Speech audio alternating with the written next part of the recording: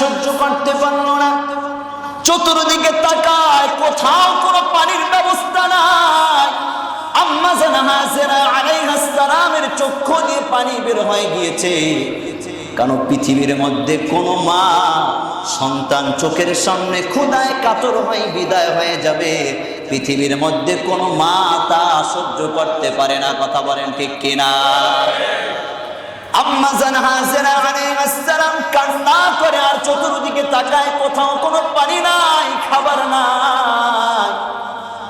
হঠাৎ করে চক্ষু পড়ে যায়, পাশেই ছিল সাফা পাহাড়। পাহাড়ের দিকে তাকিয়ে দেখে পাহাড়ের উপরে পাথরের ভিতর থেকে ঝর্ণা প্রবাহিত হয়ে পানি পড়তেছে। তার চোখের দৃষ্টিতে দৌড় দিয়ে সাফা পাহাড়ে চলে গেল। পাহাড়ের কাছে গিয়ে দেখে কোনো পানির ব্যবস্থা নাই। পাথরের মধ্যে সূর্যের কিরণ লাগিয়া চিকচিক করতেছে, আর দূর থেকে মনে হয় ঝর্ণার পানি পড়তেছে, এখানে কোনো পানি নাই। সাফা পাহাড় থেকে আবার মারওয়া পাহাড়ের দিকে তাকায়, লক্ষ্য করে দেখতে পেল মারওয়া পাহাড় থেকে ঝর্ণার পানি পড়তেছে। আবার দৌড় দিয়ে চলে গেলেন মারওয়া পাহাড়ে। মারওয়া পাহাড়ে গিয়ে দেখে আগের মতো একই অবস্থা, কোনো পানি নাই। সূর্যের কিরণ লাগিয়া পাথরগুলো চিকচিক করতেছে, কোনো পানির ব্যবস্থা নাই। একবার আর দুইবার নয়, একবার সাফা পাহাড়ে যায়, একবার মারওয়া পাহাড়ে যায়। এভাবে 7 বার যাওয়ার পরে 7ম বার যখন মারওয়া পাহাড়ে গেলেন, পানি যখন পায় না, মাঝে মাঝে সন্তানের কাছে গিয়ে দেখে সন্তান জায়গা মতো আছে কিনা। আম্মা জান হাজেরা আলাইহিস সালাম 7ম বার মারওয়া পাহাড়ে গিয়ে সিজদায় পড়ে আসমানের মালিক আল্লাহ রাব্বুল আলামিনের দরবারে কান্নায় পড়ে চোখের পানি বের করে বলতেছে, আয় আল্লাহ,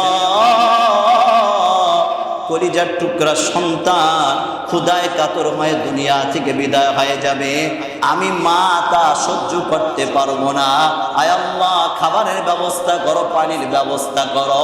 এই বলিয়া আম্মা জান হাজেরা আলাইহিস সালাম যখন চোখের পানি বের করিয়া সিজদা থেকে মাথা উঠাইয়া সন্তানের দিকে তাকিয়ে দেখে সন্তানের কাছে কে যেন দাঁড়িয়ে রয়েছে। বলেন আলহামদুলিল্লাহ। মুআজ্জাজ মুকাররম সম্মানিত মুসল্লিয়ান ইকরাম, সেরে তাজ মাথার মুকুট, পিতার সমতুল্য মুরব্বী বাবারা, আমার অতি কাছের অতি মহাব্বতের তরুণ যুবক ভাইরা, পর্দার আড়ালে অবস্থানরত মা খাদিজাতুল কুবরা রাদিয়াল্লাহু আনহার উত্তরসূরি, আমার দিনদার ইমানদার মুত্তাকি পরহেজগার মা ও বোনেরা, সর্বপ্রথম মহান মালিকের দরবারে শুকরিয়া আদায় করছি যে আল্লাহ সুবহানাহু ওয়া তাআলা অত্যন্ত মায়া করে, মহব্বত করে, ভালোবেসে সুস্থতার নিয়ামত দান করিয়া আমাদেরকে গুনাহের মাজলিস থেকে ফারেক করে দুনিয়ার মধ্যে সবচেয়ে উত্তম জায়গা আল্লাহ তাআলার ঘরে জুমার সালাত আদায় করার উদ্দেশ্যে আগে আগে মসজিদে আসার বসার যে রব্বে কারীম তৌফিক দান করেছেন, সেই মহান মালিকের দরবারে জবান ছেড়ে দিয়ে সকলে একই সাথে একই আওয়াজে পড়ে নিচ্ছি কালিমাতু শুকুর, আলহামদুলিল্লাহ। মুহতারাম হাজিরিন, আমরা আলোচনা শুনছিলাম বাইতুল্লাহকে কেন্দ্র করে ইব্রাহিম আলাইহিস সালাতু ওয়াস সালামের জীবনী। গত সপ্তাহে আমরা আলোচনা শুনেছি ইব্রাহিম আলাইহিস সালাতু ওয়াস সালামের বিবাহের ইতিহাস। আম্মা জান সারা আলাইহিস সালামের সাথে তার বিবাহ কিভাবে হলো এবং এরপরে হাজেরা আলাইহিস সালামের সাথে তার বিবাহ কিভাবে হলো। আমি বলেছিলাম মিশরের জালেম বাদশাহ কবলে সারা আলাইহিস সালাম পড়ার পরে যখন জালেম বাদশার অঙ্গ প্রত্যঙ্গ আল্লাহ তাআলা একেবারে জমিনের সাথে শেষ করে দেওয়ার উপক্রম করে ফেললেন, তখন এই জালেম বাদশাহ তওবা করেছিলেন এবং সাথে বিনিময় হিসাবে সারা আলাইহিস সালামকে হাজেরাকে হাদিয়া হিসাবে প্রদান করেছিলেন। হাজেরাকে স্বামীর কাছে আনার পরে সারা আলাইহিস সালাম তিনি প্রস্তাব দিয়েছিলেন যে আমার তো কোনো সন্তান হয় না, তাহলে আপনি এই হাজেরাকে বিবাহ করেন। বিবাহ করার পরে যখন ইসমাইল তার গর্ভের মধ্যে চলে আসে, তখন আর সারা আলাইহিস সালাম সহ্য করতে পারে নাই। তিনি দুইটা শপথ করেছিলেন, 1 নম্বর তোমার কান আমি ছিদ্র করে দেব, 2 নম্বর তোমার পায়ের মধ্যে শিকল লাগাবো। পায়ের মধ্যে কি লাগাবো?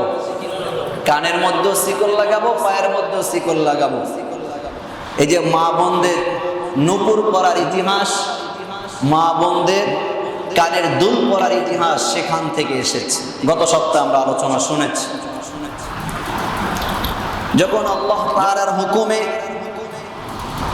হাজেরা আলাইহিস সালামের গর্ভ থেকে আল্লাহ সুবহানাহু ওয়া তাআলা ইসমাঈল আলাইহিস সালাতু ওয়াস সালামকে দুনিয়ায় প্রেরণ করলেন, তখন আম্মাজান সারা আলাইহিস সালামের সাথে কিছু দিক থেকে তাদের মতবিরোধ তৈরি হয়। সারা আলাইহিস সালাম প্রস্তাব দিলেন, আপনি হাজেরাকে তার সন্তান সহ নির্জন মরুভূমি এলাকায় রেখে আসেন। বলেন তো, এটা কি ইব্রাহিম আলাইহিস সালাতু ওয়াস সালামের জন্য পরীক্ষা ছিল না? ছিল। আল্লাহ তাআলা 80+ বছর বয়সে সন্তান দিলেন, তাও আবার এই মুহূর্তে স্ত্রী প্রস্তাব দিলেও যে আপনার স্ত্রী এবং সন্তানকে নির্জন জায়গায় রেখে আসে। ইব্রাহিম আলাইহিস সালাতু ওয়াস সালাম কিছুই বললেন না, চুপচাপ বসে রইলেন। এমন সময় আসমান থেকে ফয়সালা হলো, আল্লাহ তাআলা ওহী নাযিল করলেন, বন্ধু আপনার স্ত্রী যা বলেছে আপনি তাই করেন। বলেন আল্লাহু আকবার। ইব্রাহিম খলিলুল্লাহ আম্মাজান হাজেরা আলাইহিস সালাম এবং ইসমাঈল আলাইহিস সালামকে নিয়ে ঘোড়ার পিঠের উপর সওয়ার হয়ে সেই সিরিয়া ত্যাগ করিয়া কয়েকদিন পথ চলিয়া আল্লাহ তাআলার ঘর বাইতুল্লাহর কাছে চলে আসলেন। জায়গাটার নাম হলো ফারান। মরুপ্রান্ত, কোনো মানুষ নাই, ঘর বাড়ি নাই, পানির কোনো ফয়সালা নাই, খাদ্যের কোনো ব্যবস্থা নাই। এমন জায়গায় ইব্রাহিম খলিলুল্লাহ কলিজার টুকরা সন্তান স্ত্রী হাজেরাকে রাখিয়া তিনি আবার রওনা করেছে। এমন সময় হাজেরা আলাইহিস সালাম বারবার জিজ্ঞেস করে, স্বামী আমার, এত বছর পরে আল্লাহ তাআলা আপনাকে একটি কলিজার টুকরা সন্তান দিল, সন্তান সহ আমাকে নির্জন এলাকায় যেখানে কোনো খাবার নাই, পানি নাই, মানুষ নাই, শুধু বালু আর বালু, এই জায়গায় রাখি আপনি কোথায় যাচ্ছেন? ইব্রাহিম আলাইহিস সালাতু ওয়াস সালাম কোনো উত্তর দেয় না। একাধিকবার প্রশ্ন করার পরে এবার হাজেরা আলাইহিস সালাম আবার প্রশ্ন করলেন, স্বামী আমার, বলে যা, এই জায়গায় যে আমাদেরকে রাখি আপনি চলে যাচ্ছেন, এটা কি আপনার হুকুম না আল্লাহর হুকুম? ইব্রাহিম আলাইহিস সালাতু ওয়াস সালাম এবার হাজেরার দিকে তাকিয়ে বলে, ও প্রাণের স্ত্রী আমার, না, এটা আমার কোনো আদেশ নয়, আসমানের মালিক আল্লাহ রাব্বুল আলামিনের আদেশ। এটাও হয়তো আমার জন্য পরীক্ষা, এই জন্য আল্লাহর হুকুমে তোমাকে আমার কলিজার টুকরা আদরের দুলাল ইসমাঈলকে এই জায়গায় রেখে গেলাম। বলেন আল্লাহু আকবার। এবার হাজেরা আলাইহিস সালাম আল্লাহ তাআলার বিধানকে, আল্লাহ তাআলার হুকুমকে কিভাবে প্রাধান্য দেয় খেয়াল করেন। আম্মাজান হাজেরা আলাইহিস সালাম তিনি বললেন, স্বামী আমার, তাহলে চিন্তার কোনো কারণ নাই, আসমানের মালিক আল্লাহ রাব্বুল আলামিন যদি এই জায়গায় রাখার অনুমতি দেয় তাহলে আর কোনো পেরেশানি নাই। আসমানের মালিক আল্লাহ আমাদের জন্য কোনো না কোনো উত্তম ব্যবস্থা করবে। বলেন সুবহানাল্লাহ। ইব্রাহিম আলাইহিস সালাতু ওয়াস সালাম উটের পিঠে চড়ে আবার সিরিয়ার দিকে রওনা করল।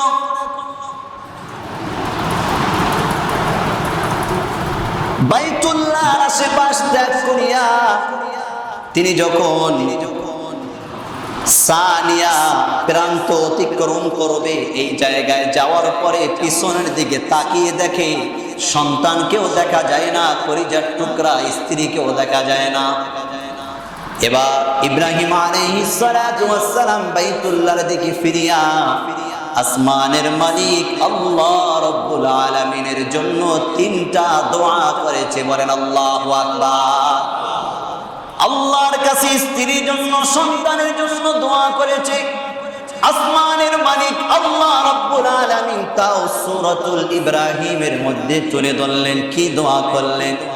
ইব্রাহিম আলাইহিস সালাতু ওয়াস সালাম আল্লাহর কাছে দোয়া করলেন, রব্বানা ইন্নী আসকানতু মিন যুররিয়্যাতি বিওয়াদিন গায়রি যি যার'ইন ইনদা বাইতিকাল মুহাররাম রব্বানা লিয়ুকিমুস সালাতা فاجعل أفئدة من الناس تهوي إليهم وارزقهم من الثمرات لعلهم يشكرون।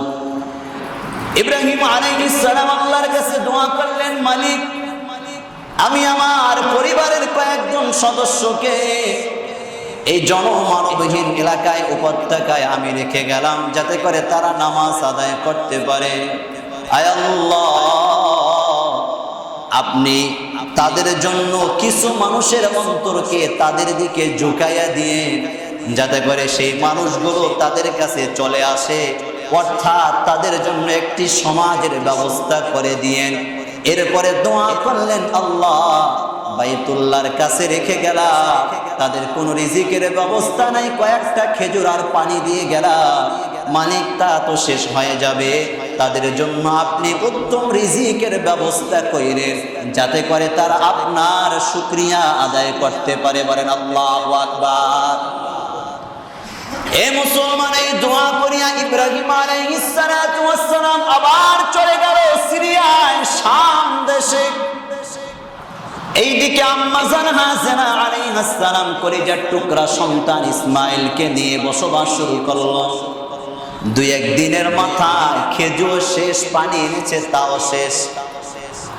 মার পেটের মধ্যে যদি খাবার না থাকে, স্তনের মধ্যে দুধ আসবে না, দুধ সন্তান পায় না। কলিজার টুকরা সন্তান ক্ষুধায় কাতর হয়ে কান্না শুরু করেছে ইসমাইল।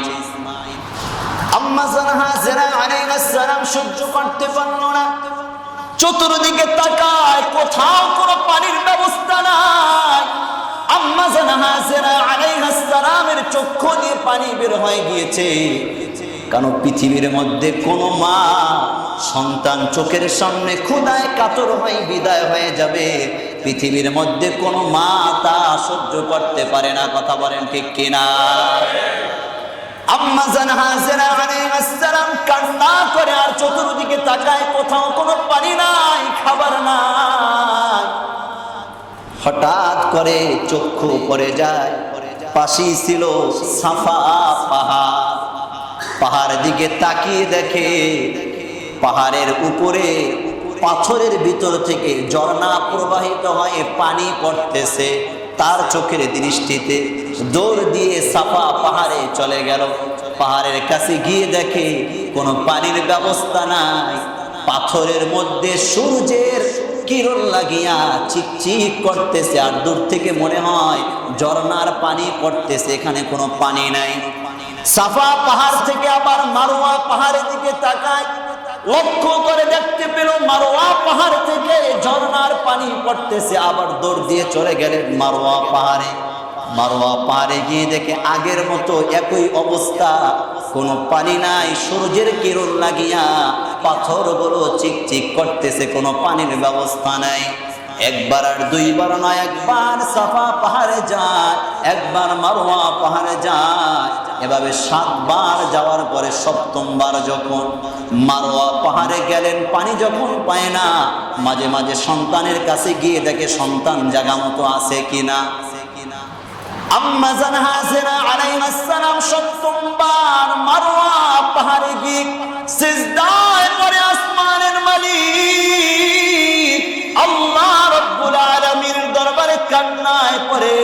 চোখের পানি বের করে বলতেছে, আয় আল্লাহ, কলিজার টুকরা সন্তান ক্ষুধায় কাতর হয়ে দুনিয়া থেকে বিদায় হয়ে যাবে, আমি মা তা সহ্য করতে পারবো না।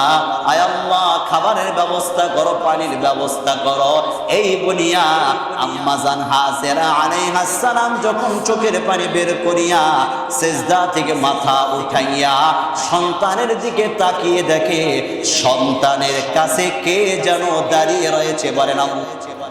ইসমাঈল আলাইহিস সালামের কাছে আসলেন একজন লোক, বলতেছে, ও আল্লাহর বান্দি, টেনশনের কোনো কারণ নাই, একটু কষ্ট করিয়া আপনার সন্তানের পায়ের গোড়ালি দ্বারা জমিনের মধ্যে আঘাত করে আসমানের মালিক আল্লাহ আপনাদের জন্য উত্তম ফয়সালা করে দেবেন। আল্লাহু আকবার।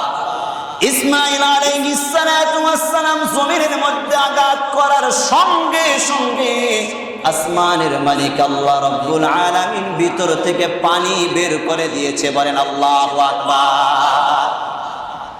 হাজেরা আলাইহিস সালাম মস্ক ভরে পানি নিল, পান করলো এবং চতুর্দিকে বাদ দিল আর জবান দ্বারা বলল জমজম। বলেন আল্লাহু আকবার।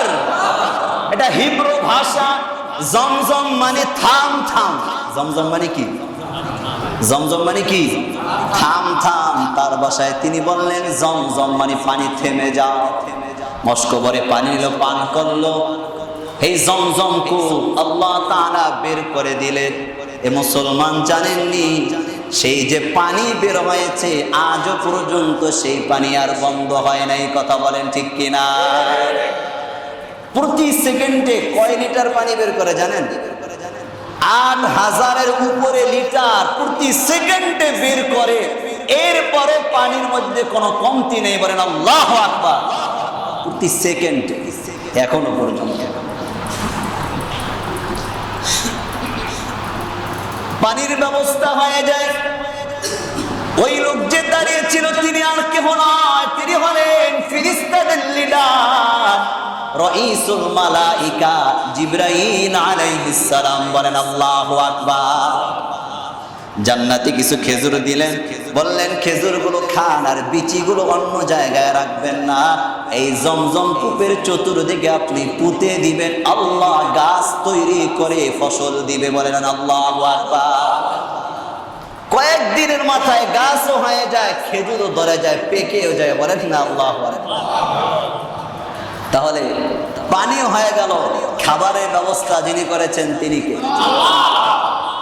কয়েকদিন পরে হঠাৎ করে এক ব্যবসায়ী কাফেলা সে মক্কার পাশ দিয়ে যাচ্ছিলেন। সেই ব্যবসায়ী কাফেলা যাওয়ার পথে, সেই গোত্রের নাম ছিল জুরহাম গোত্র। এই গোত্রের কিছু ব্যবসায়ী কাফেলা মক্কার পাশ দিয়ে যাচ্ছিলেন। হঠাৎ করে আসমানের দিকে তাকিয়ে দেখে এক জায়গায় পাখি উঠতেছে। তৎকালীন যুগে পাখি যেখানে থাকে মানে ওখানে পানি আছে। কি আছে? এই গোত্রের মানুষের পানির প্রয়োজন। তারা পাখিকে ফলো করিয়া জমজম কূপের কাছে আসলেন। বলেন তো তখন জমজম কূপের মুতাওয়াল্লি কে? আম্মা জান হাজেরা আলাইহিস সালাম। তার অধীনে আল্লাহ তাআলা এই জমজম কূপ দিলেন। তার কাছে আসার পরে প্রস্তাব দিলেন যে আমরা এখানে থাকতে চাই, চাষাবাদের কাজ করব, আপনার এখান থেকে আমরা পানি নিব, বিনিময়ে আপনাকে আমরা কর দিব। বলেন আল্লাহু আকবার। সেখান থেকে পানি নিত, তাকে কর দিত এবং সেই জুরহাম গোত্রের মানুষগুলো পাথর কাটিয়া আম্মা জান হাজেরা আলাইহিস সালামের জন্য পাথরের বাড়ি তৈরি করে দিয়েছে। বলেন আল্লাহু আকবার। দীর্ঘদিন বসবাস করেছে। সেই জমজম কূপের পানি যারা বাইতুল্লাহ যান, আজকের আলোচনাটা ভালো মতো শুনেন। এমন কিছু কথা বলবো যা জীবনও শুনেন নাই, সামনে আসতেছে। বললাম তো শোনেন নাই। আজকে এমন কিছু কথা বলবো হয়তো কোনোদিন শোনেন নাই। ভালো মতো খেয়াল করেন, বিষয়গুলো ভালো মতো যাওয়ার পরে যাচাই করবেন এবং খেয়াল করবেন। এই জমজম কূপের পানি কত দাম জানেন? বিশেষ করে এই জমজম কূপের পানি চারটা মর্যাদা, চারটা ফজিলত। বলেন আল্লাহু আকবার। রাসূলুল্লাহ সাহাবী ইবনে আব্বাস থেকে বর্ণিত, তিনি বলেন আল্লাহ তাআলার পয়গম্বর জনাবে মুহাম্মদুর রাসূলুল্লাহ সাল্লাল্লাহু আলাইহি ওয়া আলিহি ওয়াসাল্লাম বলেন, খায়রু মাইন আলা ওয়াজহিল আরদি মাউ জমজমা।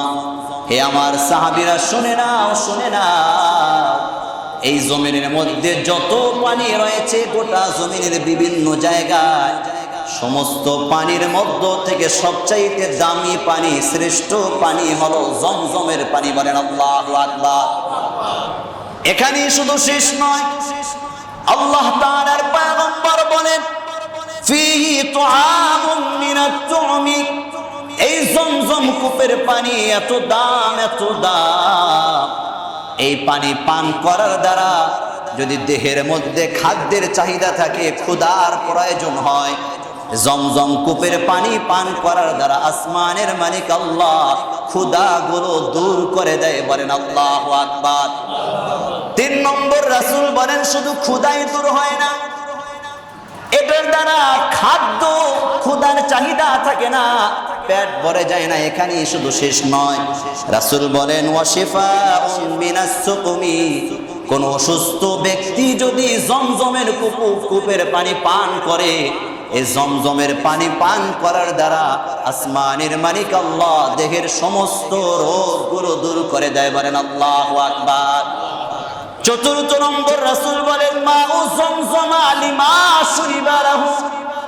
জমজম কূপের পানি আল্লাহ তাআলার যে বান্দা ও বান্দিরা যেই নিয়তে, যে উদ্দেশ্যে পান করবে, আল্লাহ জমজম কূপের পানি পান করলাম বাইতুল্লাহে যাওয়ার জন্য, আল্লাহ জমজমের কূপের পানি পান করলাম হাফেজে কোরআন হওয়ার জন্য, আল্লাহ জমজম কূপের পানি পান করলাম বড় আলেম হওয়ার জন্য, আল্লাহ জমজম কূপের পানি পান করলাম নেককার সন্তানের জন্য।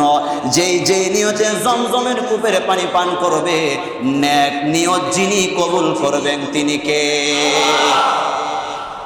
এত দাম এই জমজম কূপের পানি যদি কেউ খালেস নিয়তে আল্লাহর জন্য, আল্লাহকে রাজি খুশি করার জন্য পান করে, আল্লাহ তা কবুল করেন। সুবহানাল্লাহ বলবেন। এর বাস্তব প্রমাণ যে শুরুতে হাদিসের তরজমাটা বললাম, যে জমজম কূপের পানি পান করার দ্বারা ক্ষুধা দূর হয়ে যায়, তৃষ্ণা লাগে না, শরীরের মধ্যে খাদ্য দেওয়ার প্রয়োজন হয় না, শরীরের শক্তি আরো বৃদ্ধি পায়। এর বাস্তব প্রমাণ রাসূলুল্লাহর সাহাবী আবু যর গিফারী রাদিয়াল্লাহু আনহুর নাম শুনেছেন আপনারা? এই যে আবু যর গিফারী রাদিয়াল্লাহু আনহু, তিনি বলেন, আমি ইসলাম ধর্ম গ্রহণ করার পূর্বে 30 দিন আল্লাহ তাআলার পয়গম্বরকে তিনি সত্যবাদী কিনা যাচাই করার জন্য মক্কায় এসেছিলাম। কয়দিন? 30 দিন মক্কায় ছিলাম। একদিন আল্লাহ তাআলার পয়গম্বর হজরে আসওয়াদ চুমু খেলেন, হাত দ্বারা ধরলেন, তাওয়াফ করলেন, মাকামে ইব্রাহিমে নামাজ আদায় করলেন। সবকিছু শেষ করার পরে আমাকে দেখার পরে তিনি বললেন যে কতদিন ধরে এসেছো? আমি বললাম যে আমি তো এখানে প্রায় 30 দিন পর্যন্ত এখানে এসেছি। 30 দিন খেয়েছো কোথায়? তখন আবু যর গিফারী তিনি বলেন, আমি শুধু জমজম কূপের পানি পান করেছি, 30 দিন আর কিছু খাই নাই। আর আস্তে কোন সুবহানাল্লাহ। 30 দিন পর্যন্ত আমি শুধু জমজম কূপের পানি খেয়ে রয়েছি, আমার শরীরের মধ্যে কোনো অসুস্থতা তো দূরের কথা, আরো শারীরিক শক্তি আল্লাহ বৃদ্ধি করেছে। ইমাম ইবনুল কাইয়্যুম রাহমাতুল্লাহি আলাইহি তিনি বলেন, এটা 30 দিন, অর্ধ মাস, 40 দিন পর্যন্ত মানুষ শুধু জমজম কূপের পানি খেয়ে রয়েছে। এমন কত মানুষ হজ থেকে বিভিন্ন জায়গা থেকে এসে আমাকে বলেছে আমার আর কিছুই লাগে নাই, আল্লাহ তাআলা এই জমজম কূপের পানির উসিলায় আমাকে সুস্থ রেখেছে। ইমাম ইবনুল কাইয়্যিম রাহমাতুল্লাহি আলাইহি তিনি বলেন, এই জমজম কূপের পানি যেমন খাদ্যের অভাব দূর করে দেয়, ক্ষুধার প্রয়োজন হয় না, ক্ষুধা দূর করে দেয়, তেমনি ভাবে শরীরে যদি কোনো রোগ থাকে আল্লাহ তাআলা তাও দূর করে দেয়। সুবহানাল্লাহ। তিনি বলেন, একবার আমি মক্কায় অসুস্থ হয়ে যাই, শরীরের ব্যথা প্রচন্ড পরিমাণ। এমন সময় আমি ইমাম ইবনুল কাইয়্যুম রাহমাতুল্লাহি আলাইহি তিনি বলেন যে আমি যখন অসুস্থ হয়ে পড়ি তখন জমজম কূপের পানি নিয়েছি, জমজম কূপের পানি নেওয়ার পরে আমি আল্লাহর কাছে দোয়া পড়েছি, নাস্তাঈনু ইয়াকা ওয়া না'বুদু ইয়াকা, আল্লাহ আপনার কাছে সাহায্য চাই, আপনারই ইবাদত করি। এই দোয়াটা পরে নাস্তাঈনু ইয়াকা ওয়া না'বুদু ইয়াকা, এই দোয়াটা বারবার করিয়া জমজম কূপের উপর পানির মধ্যে যখন আমি ফু দিলাম, ওই পানি পান করার সাথে সাথে আমার দেহের মধ্যে যে ব্যথা, যে রোগ ব্যাধি ছিল, আল্লাহ উপস্থিত আমাকে সুস্থ করে দেয়। ইমাম ইবনুল কাইয়্যিম রাহমাতুল্লাহ আলাইহি তিনি নিজে বলেন, সাথে সাথে আল্লাহ আমাকে সুস্থ করে দেন। অন্যদিকে ইবনে আব্বাস রাদিয়াল্লাহু আনহু তিনি বলেন, এই জমজম কূপের পানি যখন আমরা পান করতাম তখন একটা দোয়া পড়তাম, আল্লাহুম্মা আসআলুকা ইলমান নাফিআ ওয়া রিজকান ওয়াসিআ ওয়া শিফাআন মিন কুল্লি দাইন।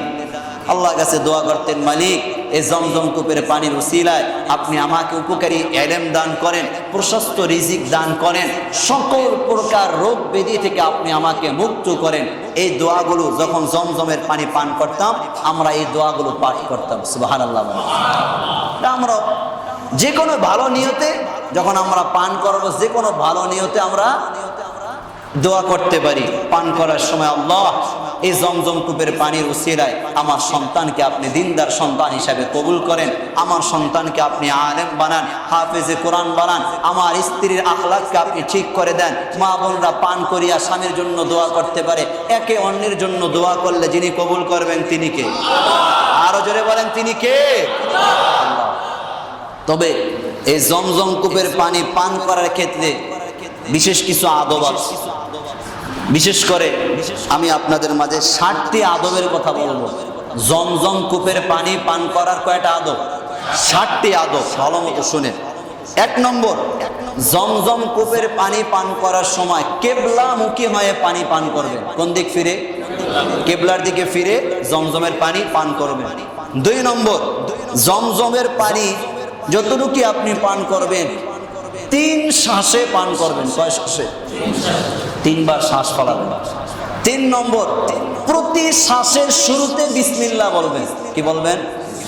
প্রতি শ্বাসের শুরুতে বিসমিল্লাহ পাঠ করা। 4 নম্বর, প্রতি শ্বাসের শেষে আলহামদুলিল্লাহ বলা। প্রতি শ্বাসের শেষে কি বলা? আলহামদুলিল্লাহ পাঠ করা। আর 5 নম্বর, ডান হাতে পান করা। কোন হাতে? ডান হাতে পান করা। 6 নম্বর, পান করার সময় ভালো নিয়ত করা। কোরআন সুন্নাহর আলোকে যে নিয়তগুলো করা যায় সে ভালো, কোনো খারাপ না, ভালো নিয়ত করে পান করা। 7 নম্বর, পেট ভরে তৃপ্তি সহকারে পান করা। সুবহানাল্লাহ বলো। জমজম কূপের পানি পান করে কয়টা আদবের কথা বললাম? 60টি আদব। হ্যাঁ, আমরা জানি এটা অনেকে পালন করে, কিন্তু এই যে বললাম শুরুতে বিসমিল্লাহ, শেষে আলহামদুলিল্লাহ, এটা হয়তো অনেকে আমরা জানি না। 3 নিঃশ্বাসে পান করা এবং জমজম কূপের পানি পান করার ক্ষেত্রে ডান হাতে পান করা, এই বিষয়গুলো মানা যাবে তো ইনশাআল্লাহ? অনেক সময় তো আমরা যে কোনো পানির ক্ষেত্রে অনেক সময় চা বলেন, আল্লাহু আকবার, মাফ করুন, এটা ফ্যাশন হয়ে গিয়েছে বাম হাতে খাওয়া। কি খায় না? হ্যাঁ, আবার ভাব কি মানে খায় তো খায়, মানে এমন একটা ভাব ধরে সে মনে করে আমি অনেক বড় লোক, আমার সম্পদ আছে, বা আমি বড় শিক্ষিত। ওই যে গন্ড মূর্খ আর ইবলিস শয়তানের বাপ হয়, নিজেও জানে না। কথা বলেন ঠিক কিনা? নিজেও জানে।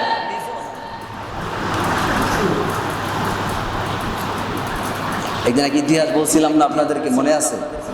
হ্যাঁ, মনে আছে নি? আবার একটু স্মরণ করিয়ে দিই।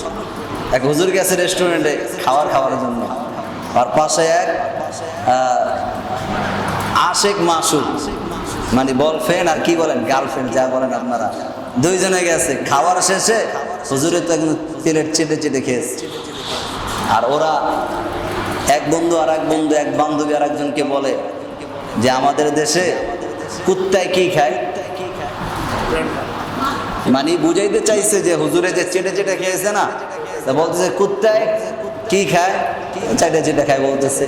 তখন আবার হুজুরে বলতেছে আমাদের দেশে কুত্তা বাম হাত দিয়ে বিড়ি খায়। কি খায়?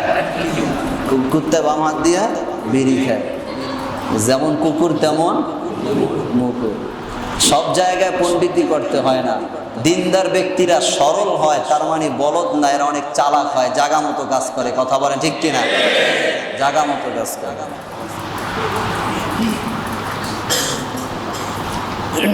যেটা বলতেছিলাম, জমজমের পানি কি বাম হাতে না ডান হাতে? সারা জীবন মনে রাখবেন, দুই প্রকারের পানি দাঁড়িয়ে পান করা যায়। কয় প্রকারের পানি? দুই প্রকারের পানি দাঁড়িয়ে পান করা যায়। মিশকাতের হাদিস 4268 এবং 69 নম্বর হাদিস। আজকে আমি দেখেছি এই মিশকাত তো আপনাদের সামনে আছে। 4268 এবং 69 দুইটা হাদিস দ্বারা প্রমাণিত যে দুই প্রকারের পানি দাঁড়িয়ে পান করা যায়। একটা হলো জমজমের পানি, আর একটি হলো উজুর অবশিষ্ট পানি। সুবহানাল্লাহ বলবেন না? একটা কিসের পানি? জমজমেরটা তো জানেন, উজুরটা জানেন? জানেন? জানেন না। জমজমের পানি একটা হলো উজুর অবশিষ্ট পানি। আবার এটার সাথে কিয়াস কইরা বলেন না হুজুর তার মানে কি পয়সা খাওয়া যাবে? না, এটা হলো জায়েজ, সুন্নাহ না। জায়েজ কি? সুন্নাহ না। সুন্নাত হলো বসে পান করা। তার মানে কি দাঁড়ায় পান করা যাবে না? তা না। এই দুই প্রকারের পানি বসেও করা যাবে, দাঁড়িয়েও পান করা যাবে। এটা ছাড়া অন্য কোনো পানি দাঁড়িয়ে পান করা যাবে না। কারণ দাঁড়িয়ে পান করার ক্ষেত্রে রাসূল বলেছেন, যদি কোনো ব্যক্তি দাঁড়িয়ে পান করার খারাপই জানতো তাহলে সাথে সাথে বমি করে দিত। নাউজুবিল্লাহ বলেন, বমি করে দিত।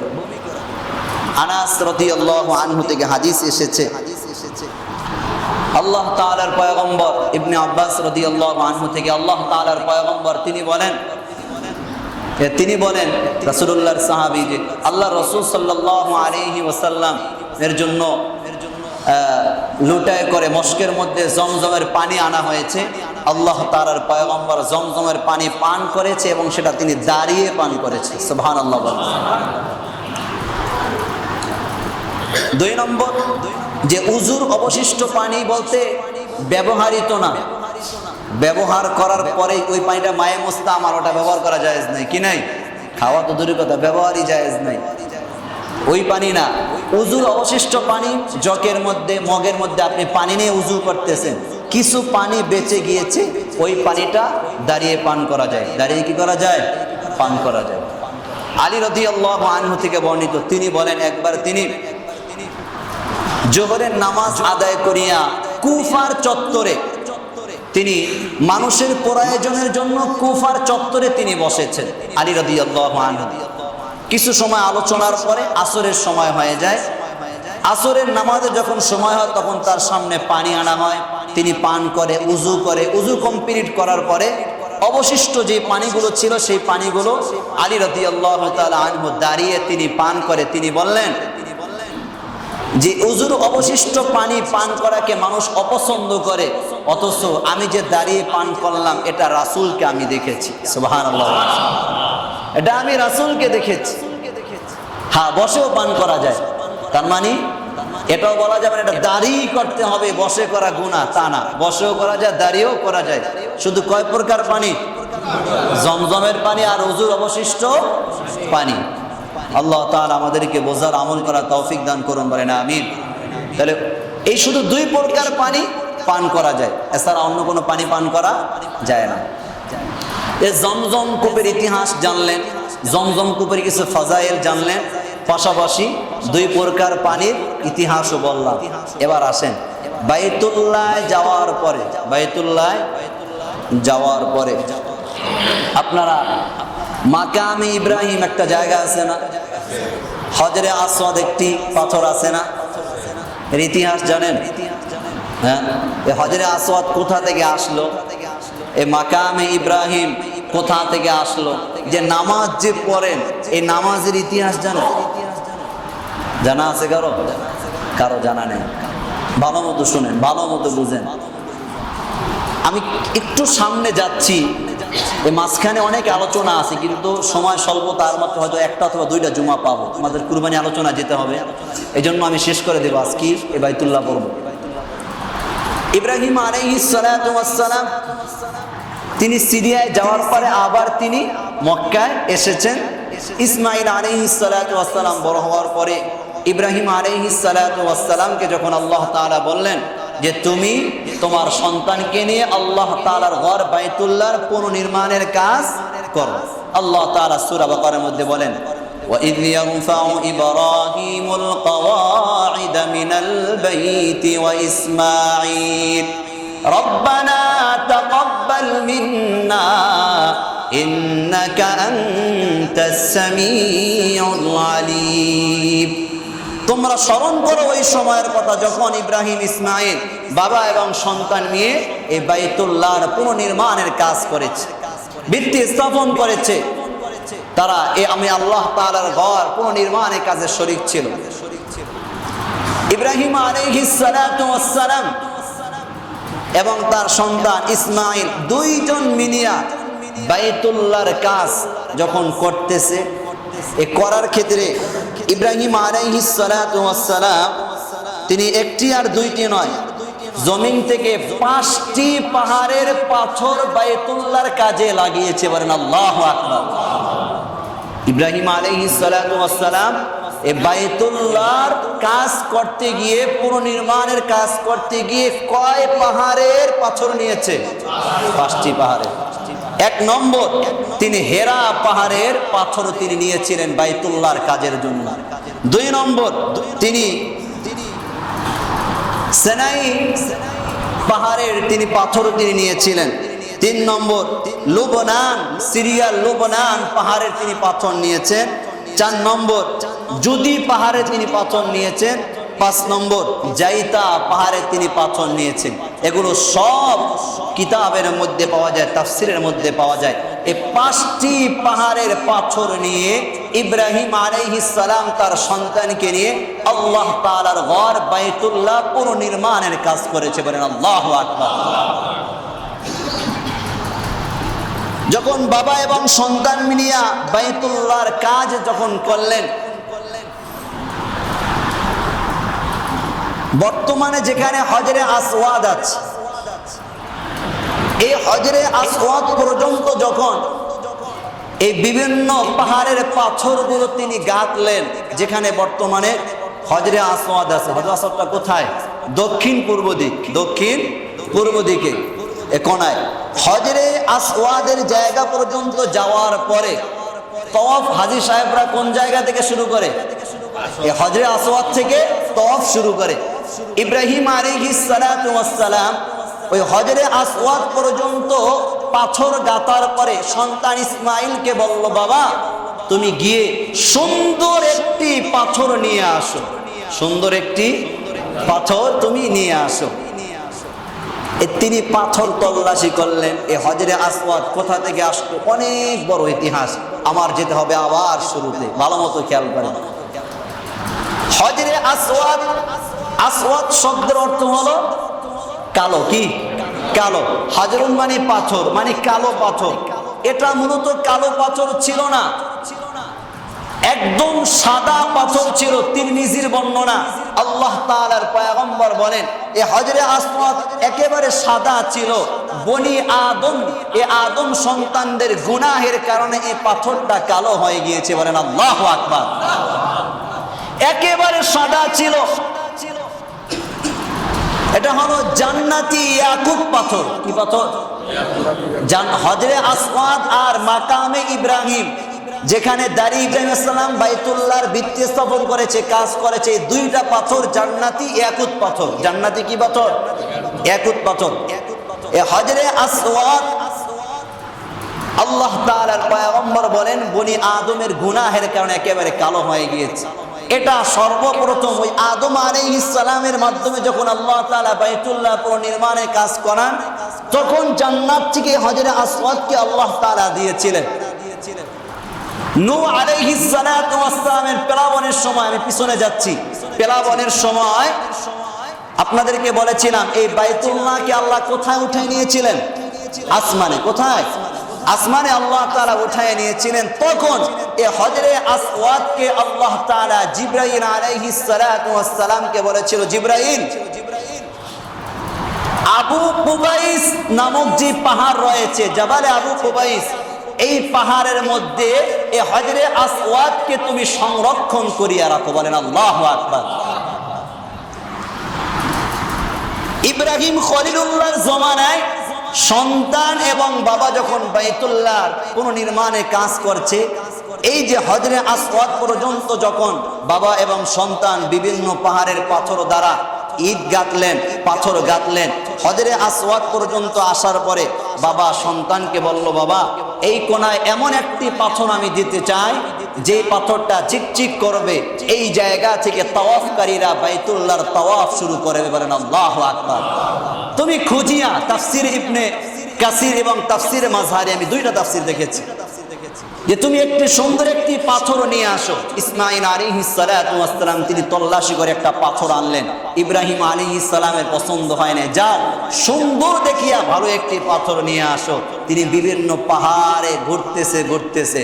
ও মুসলমান, হঠাৎ করিয়া জাবালে আবু কুবাইসের কাছে যখন চলে যায়, ভিতর থেকে আওয়াজ আসতেছে, ও আল্লাহ তাআলার পয়গম্বরের সন্তান ইসমাঈল, তোমার একটি গচ্ছিত সম্পদ আমি পাহাড়ের মধ্যে আছে, সেই সম্পদের নাম হলো হজরে আসওয়াদ। এই আসওয়াদ, এই পাথরটি তুমি নিয়ে যাও। বলেন আল্লাহু আকবার। ওই যে নূহ আলাইহিস সালাতু ওয়াস সালামের সময় জিবরাইলের মাধ্যমে আল্লাহ তাআলা জাবাল আবু কুবাইসের মধ্যে রেখে দিয়েছিলেন, ইসমাঈলের কাছে জিবরাইলের মাধ্যমে আবার যখন দেওয়া হয়, ইসমাঈল আলাইহিস সালাম বাবার কাছে দিলেন। ইব্রাহিম আলাইহিস সালাতু ওয়াস সালাম তিনি সুন্দর মতো এই হজরে আসওয়াদ এই পাথরটাকে ওই যেই পর্যন্ত তিনি ইট গেঁথেছিলেন এর উপরে সুন্দর মতো পাথরটাকে তিনি বসিয়ে দিয়েছেন। বলেন আল্লাহু আকবার।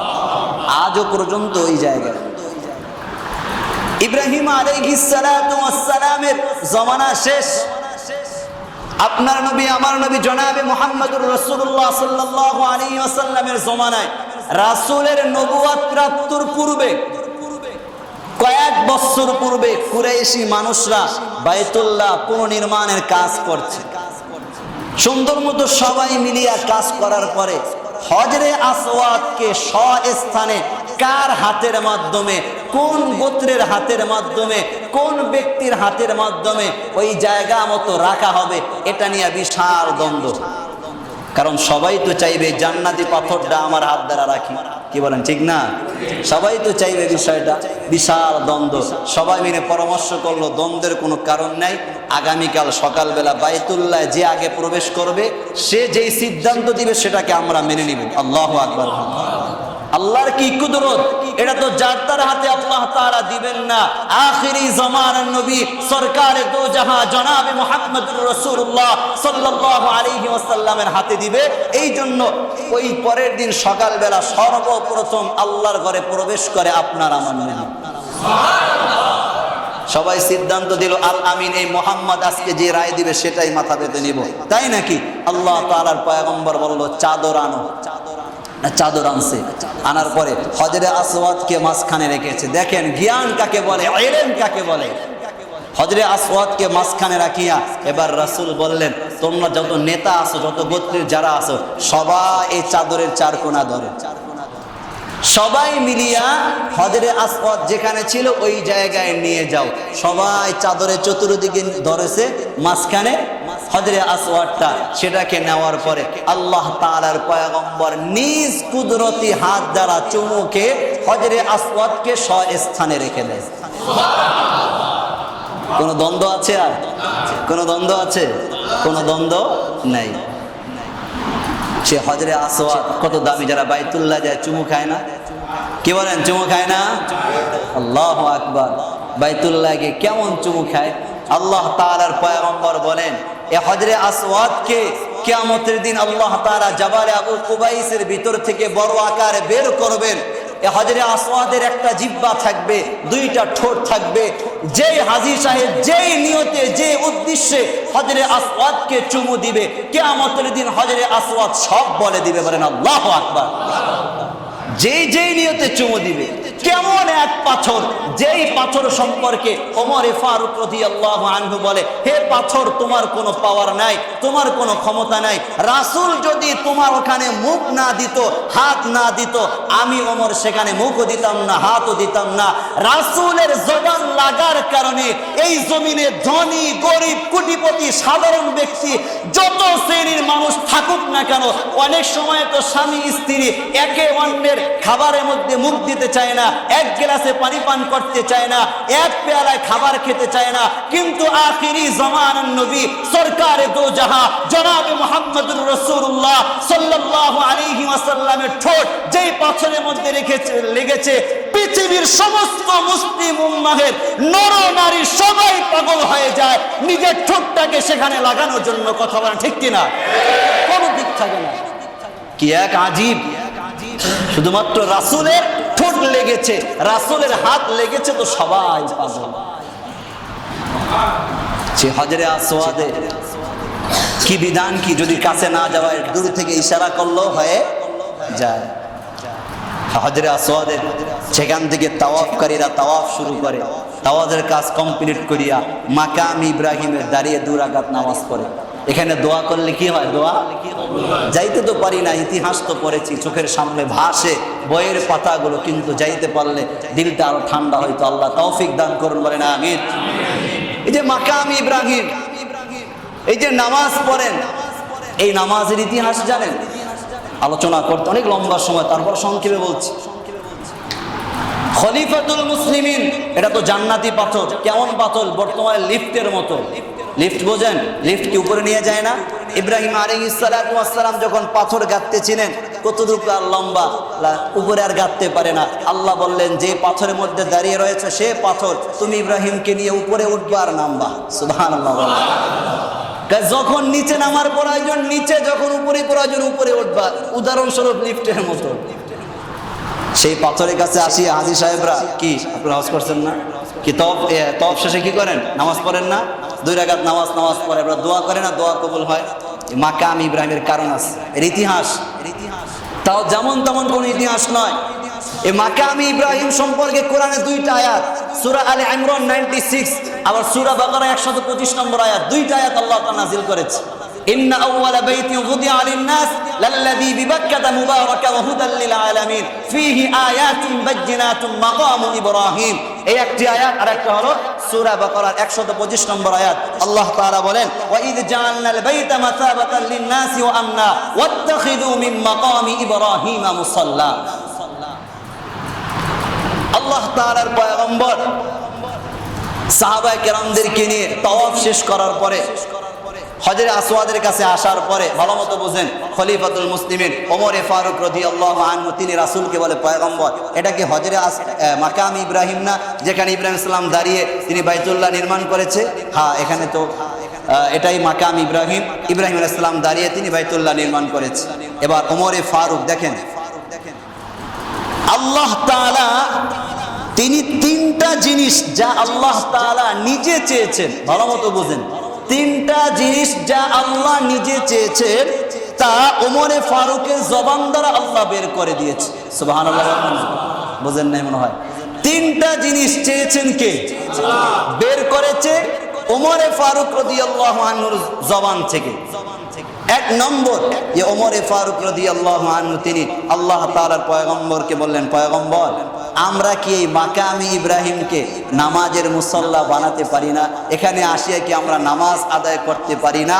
এই কথা বলা মাত্র আল্লাহ তাআলা জিবরাইল আমিনকে প্রেরণ করে দেয়। জিবরাইল আমিন সাথে সাথে আয়াত নিয়ে হাজির হয়। আল্লাহ তাআলা জানিয়ে দেয়, ওয়াইদ জাআলনাল বাইতা মাসাবাতাল লিন-নাসি ওয়া আমনা। তোমরা স্মরণ করো ওই সময়ের কথা যে আমি আল্লাহ তাআলা মানুষের জন্য এই বাইতুল্লাহকে আশ্রয়ের স্থল, নিরাপত্তার স্থান এবং মিলন মেলার স্থান করে দিলাম।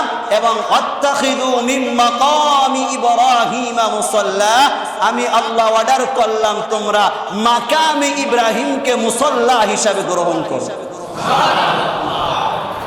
সেদিন থেকে আয়াত চলে আসলো। ওই দিন থেকে তাওয়াফ শেষে ওখানে আসিয়া কি করে? 2 রাকাত নামাজ আদায় করে। ওমরে ফারুক বলেন, আমি আরেকটা ওয়াদা দোয়া করেছিলাম, কি তা জানেন? আর একটি হলো রাসূলুল্লাহর কাছে ভালো মানুষও আছে, খারাপ মানুষও আছে, কিন্তু রাসূলের স্ত্রীরা তখন পর্দা করতো না, পর্দার বিধান আসে নাই। আমি একদিন রাসূলকে বললাম, পয়গম্বর আপনার কাছে ভালো মানুষও আছে, খারাপ মানুষও আছে, যদি স্ত্রীদেরকে বলতেন পর্দার ভিতরে থাকার জন্য।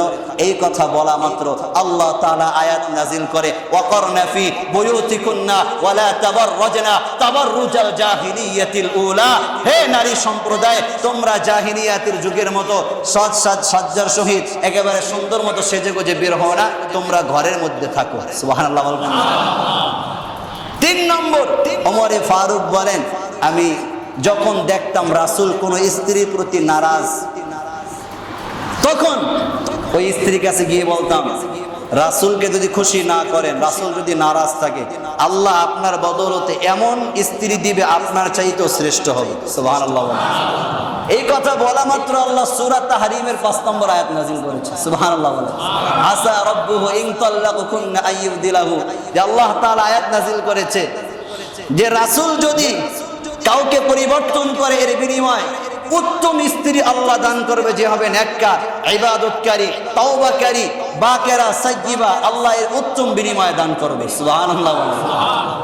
ওমর বলেন, আল্লাহ হয়তো চেয়েছে আমি ওমরের জবান দ্বারা আল্লাহ বের করেছে 13টা জিনিস, এর মধ্য থেকে এটাও একটা, কোনটা? মাকামে ইব্রাহিমে যে নামাজ আদায় করে। এই জন্য যারা আমরা বাইতুল্লাহ যাব, অবশ্যই এই বিষয়গুলো খেয়াল করবো তো ইনশাআল্লাহ। ইতিহাস জানার পরে